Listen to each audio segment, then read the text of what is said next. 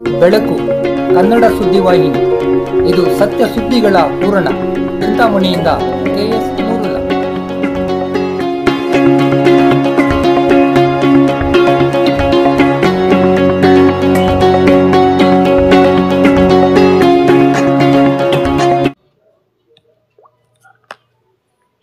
ದೊಡ್ಡ ಗಂಜೂರಿನಲ್ಲಿ ಪೋಷಣ್ ಮಾಸಾಚರಣೆಯ ಸಮಾರೋಪ ಸಮಾರಂಭ.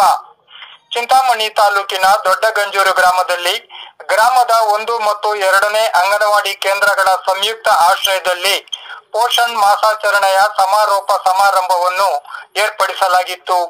ಈ ಕಾರ್ಯಕ್ರಮದಲ್ಲಿ ಆರೋಗ್ಯ ಇಲಾಖೆಯ ಮಹಾಲಕ್ಷ್ಮಿಯವರು ಮಾತನಾಡಿ, ಗರ್ಭಿಣಿಯರ ಆರೈಕೆ, ವೈದ್ಯಕೀಯ ತಪಾಸಣೆ, ಆಹಾರದ ಕ್ರಮಗಳು ಮುಂತಾದವುಗಳ ಬಗ್ಗೆ ತಿಳಿಸಿದರು.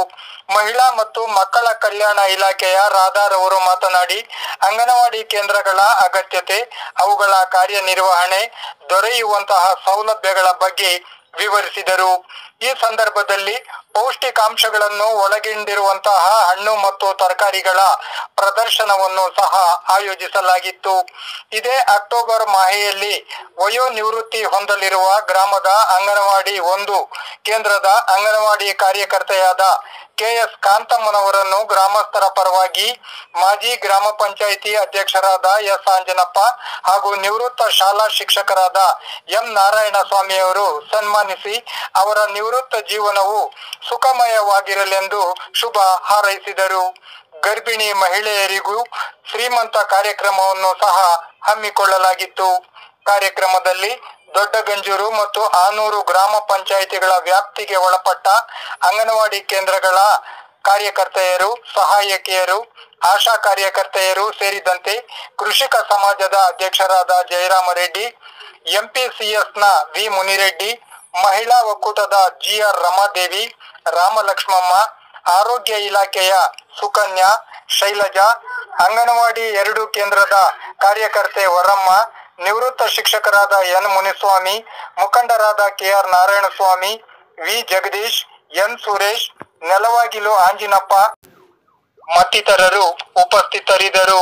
ಹಾದಿಗೆರೆಯ ಫರ್ಹಾನ್ ರವರು ಸ್ವಾಗತಿಸಿ ವಂದಿಸಿದರು.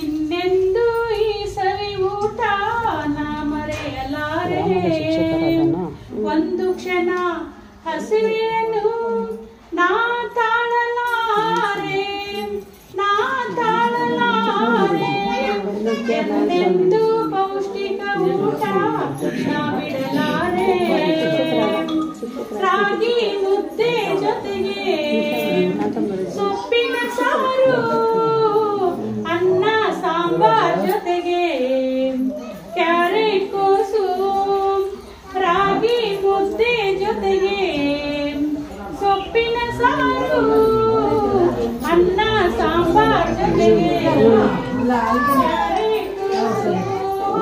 ಮತ್ತೆ